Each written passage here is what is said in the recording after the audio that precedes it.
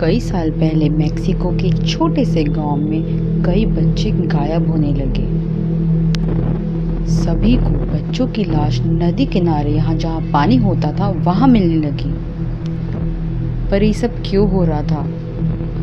कई साल पहले मेक्सिको के एक छोटे गांव में मरिया नाम की एक बहुत सुंदर लड़की रहा करती थी। वो गरीब फैमिली से थी, पर उसकी सुंदरता की चर्चा पूरे गांव भर में थी। एक बार एक बहुत रईस आदमी उस गांव से गुजर रहा था और उसकी आंखें मरिया पर पड़ी। वो मरिया को देखते ही उसके प्यार में गिर गया और मरिया से शादी करने का मन बना लिया। मरिया को भी वो आदमी बहुत अच्छा लगा और जब उस आदमी ने मरिया से शादी के लिए पूछा तो मरिया ने भी हाँ कह दी। शादी करके उन दोनों ने उसी गांव में घर ले लिया और खुशी खुशी रहने लगे।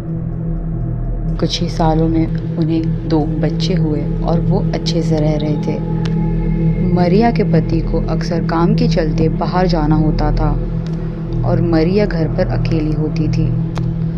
वक्त बीता और धीरे धीरे उस आदमी ने घर आना बंद ही कर दिया। काफ़ी दिनों तक जब वो आदमी घर नहीं आया तो मरिया ने रो रो कर अपनी हालत काफ़ी ख़राब कर ली।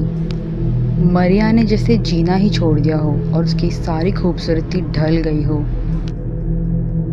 कुछ महीनों बाद मरिया को ये खबर मिली कि उसके पति ने किसी खूबसूरत लड़की के साथ दूसरी शादी कर ली है।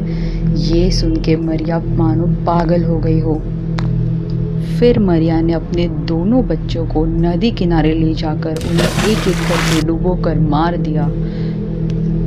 पर जब तक वो होश में आई तब तक वो दोनों बच्चे डूब चुके थे और वो उन्हें बचा नहीं पाए। इस बात के गम में मरिया ने भी कुछ ही दिनों बाद उसी पानी में डूबकर अपनी जान दे दी। कहते हैं जब वो स्वर्ग के द्वार पे पहुंची तब उसे अंदर नहीं घुसने दिया और उसे कहा गया कि जब तक वो अपने बच्चों को ढूंढ नहीं लेती तब तक उसे मुक्ति नहीं मिलेगी। तब से मरिया मरे हुए और जिंदा लोगों के बीच में फंस गई है और अपने बच्चों को ढूंढा करती है और उनके लिए रोती रहती है। ऐसी कई सारी घटना है जहां नदी किनारे देर रात तक मरिया की रोने की आवाज़ आती है और वो अपने बच्चों को ढूंढती रहती है और इसीलिए लोग उसे ला llorona या वीपिंग वुमन बुलाते हैं।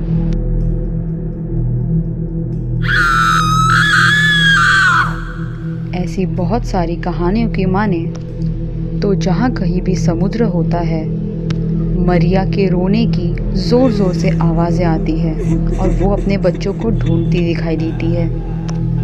माना जाता है कि किसी ने अगर मरिया की आत्मा को देख लिया या उसके रोते हुए आवाज़ को सुन लिया तो उसकी भयानक मौत भी हो सकती है। और अगर गलती से किसी बच्चे ने उसकी रोने की आवाज़ सुन ली तो वो उसके सामने आ जाती है और उसे अपना बच्चा समझ लेती है। पहले तो वो माफ़ी मांगती है, लेकिन जैसे ही उसे पता चलता है कि वो उसका बच्चा नहीं है तो वो पानी में डुबा डुबा कर उन्हें मार देती है।